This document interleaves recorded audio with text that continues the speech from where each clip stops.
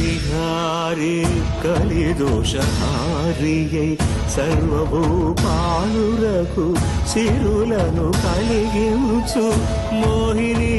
కృష్ణులుగా మోహము తొలగించు గరుడ వాహనమెక్కి ఘనదాస్యమును చూపు హనుమంత సేవలో అభయం ప్రసాదించు గజవాహనముపై భ్రాంతిని తొలగించు సూర్యప్రభను నిలిచి అక్షీణతను పెంచు శ్రీవత్సవక్షుడై ఆ చంద్రప్రభను విహరించు రథమెక్కి మనోరథమెక్కి మరిన వాంఛలను త్రుంచగా రయమెక్కి హరిహయమెక్కి కరుణ